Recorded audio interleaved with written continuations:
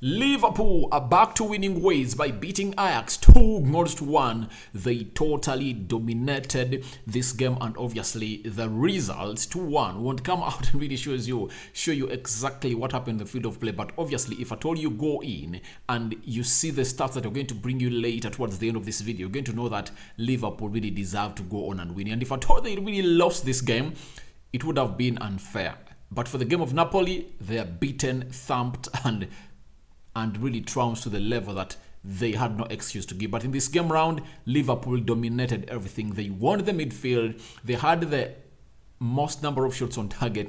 They defended very well. Apart from Trent, I really believe that Trent is really one of the negatives that Liverpool is really having. But obviously, the manager is sticking with him. And obviously, Mohamed Salah back on the score sheet. I'm talking negatives, positives, and how Liverpool have really revived their season and how the manager Jurgen Klopp is really having a glimmer of hope and a glimmer of jolly-ness in him onto this channel, which goes by names of Rokani Media Football. Smash the like button, comment and share. If at all you're watching us for the very first time, endeavor to subscribe to this channel so as not to miss out on stories that we do upload in here on a day. Rokan David is my name, and obviously Rokani Media Football is the YouTube channel that you're watching us on. Let's get into this game of football. Liverpool in the 17th minute, Mohamed Salah once again on target, and then after 10 minutes Kudus went ahead to equalize, and after close to some 61 minutes, Liverpool went ahead to get a lead in this game of football, but they missed lots of chances. They were hardworking. The intensity was really up there, and obviously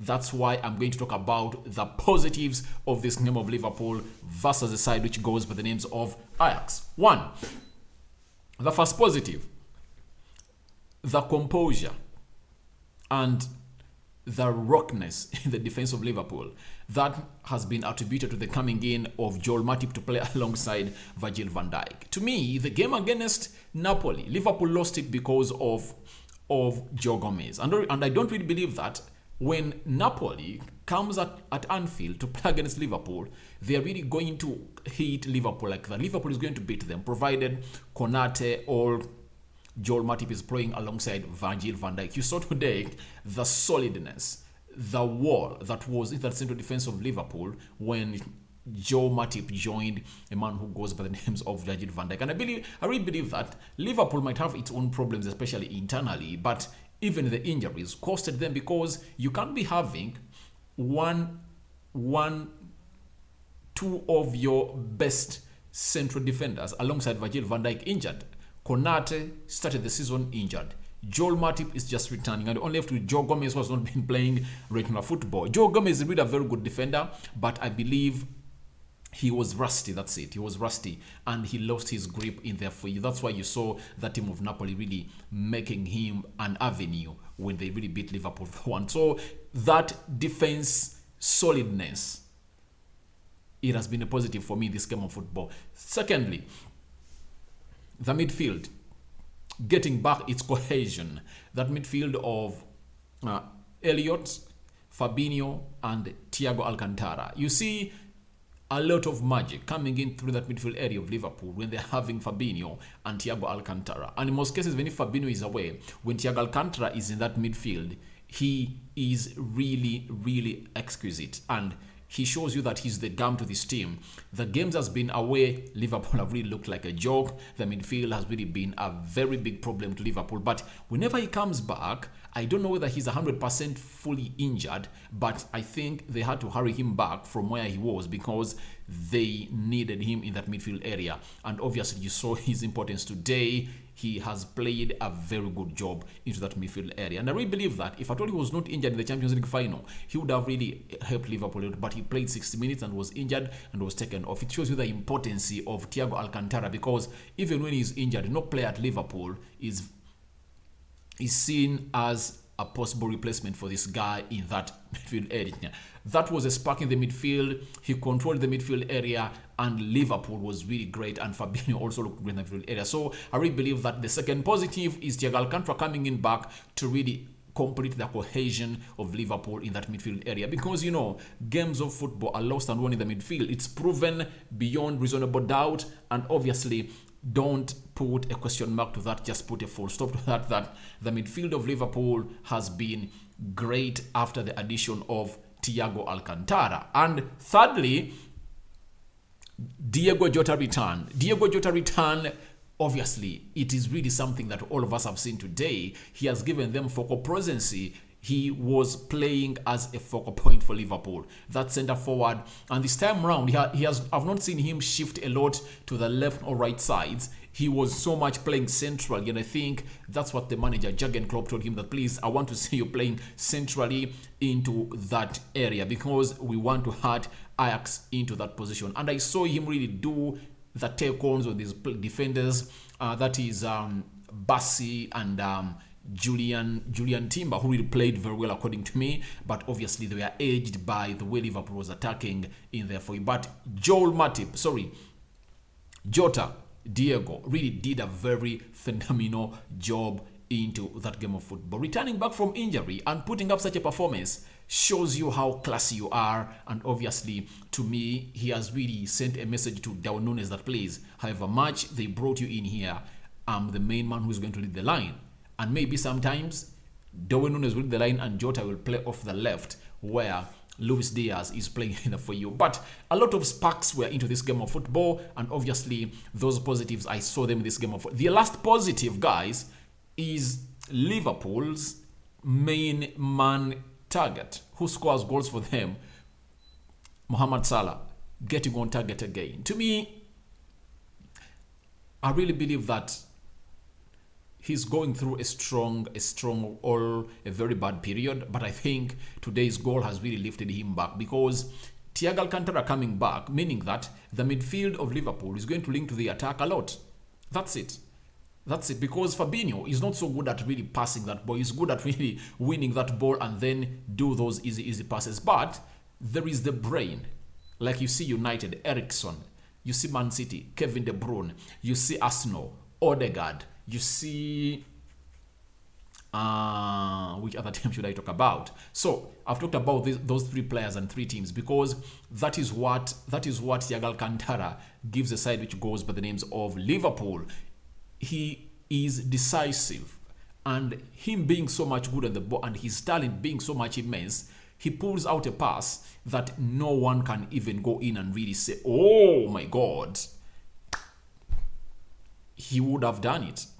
He does things that you least expect him to do on the ball. He is unpredictable, and that's what makes him good. And whenever it's the field of play, you see to it that Mohamed Salah is so much got onto the ball. Even the second goal that Liverpool scored, you saw that it was Mohamed Salah who went for a curler, deflected off the thigh of Bassi. It hit the frame of the goal, and they brought a corner, and Joel Matip hit it to the back of the net, and obviously giving Liverpool a win that they deserve. Liverpool need this win badly. Reason being, they lost their first game. They lost their first game away, and that means you have to win all your 3 home games, and obviously one is done against Ajax, and obviously they're going to play Rangers next. That is a double tie. You win those 2 games of Rangers. What does that mean? It means you are going to come in here and just need 1 point away from home. Obviously, I know they'll on Napoli. Sorry, I've even calculated it badly. It's like this: beat Rangers and win the Napoli game. That's it. Liverpool will be through. They'll be having how many points? They'll be having 12 points, because if they win their next 3, they'll be having 9 plus 3, meaning that is 12 points for a team which goes by the names of Liverpool. But Liverpool, well done for them. I think it's a bit of a reliever for them, and obviously the manager is really so much great. The negatives: 1, Trent. Trent is good going forward, but he cost Liverpool.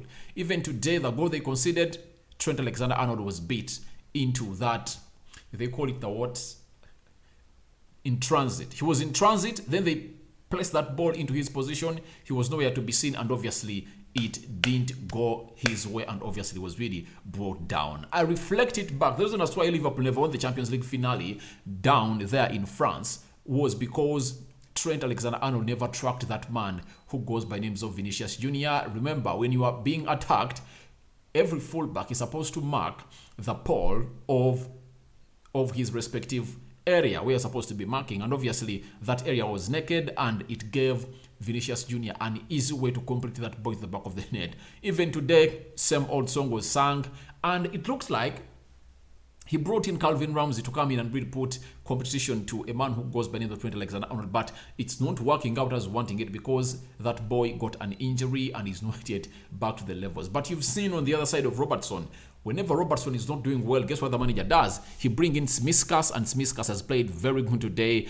and he has silenced Tadic completely. Tadic has been completely shut down by a team which goes by the names of Liverpool, and obviously that is the power of having quantity in there for you. And the other negative I've seen is Liverpool front three.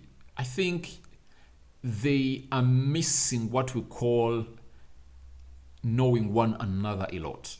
I've seen very many times when Diaz tries to go for solo effort, yet would have passed in the ball. I think he's having a lot of pressure of not scoring in goals like Mane was delivering. But at this juncture, you have like 3 goals. How many goals does he have? Let me see. Because there's a lot of goals, I think.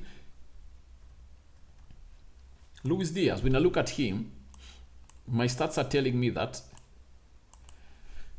he's having 1 goal in the Champions League. He scored it against Napoli.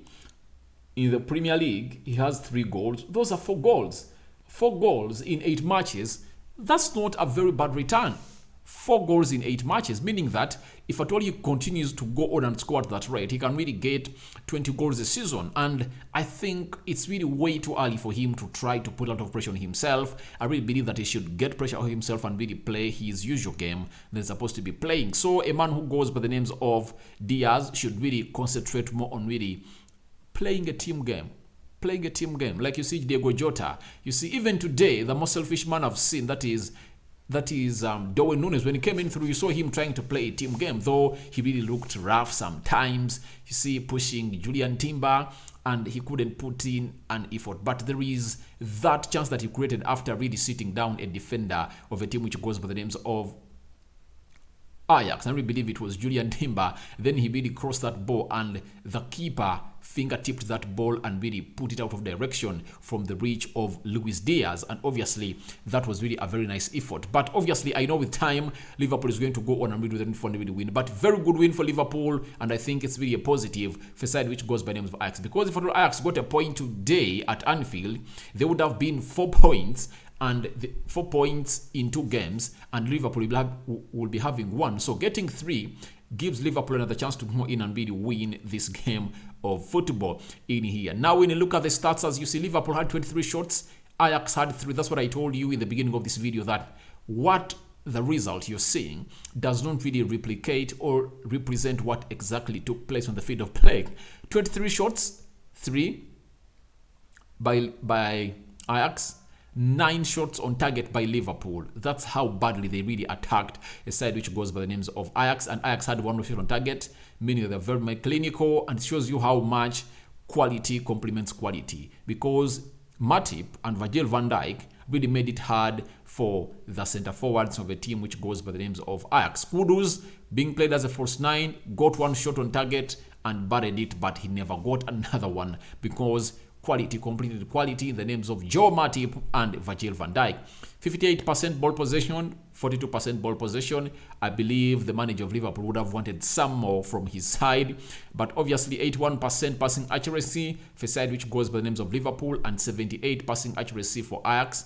12 fouls by Liverpool, 19 by Ajax. It shows you that they really found themselves in situations where they had to make fouls because the ball was not in their hands. 1 yellow card for Liverpool, 2 yellow cards for Ajax, 2 offsides for Liverpool, 4 for Ajax, and 10 corners by Liverpool, 0 corners for Ajax. It shows you the real story of what really took place in this game of football, because having 10 corners by Liverpool and 0 by Ajax shows you that they are not threatened enough. Now, after that, we bring you the table. Liverpool is now second on the table. Napoli is really leading the table with 3 points and a goal difference of -3. Liverpool winning 2-1 against Ajax. 2 games played, 3 goals scored.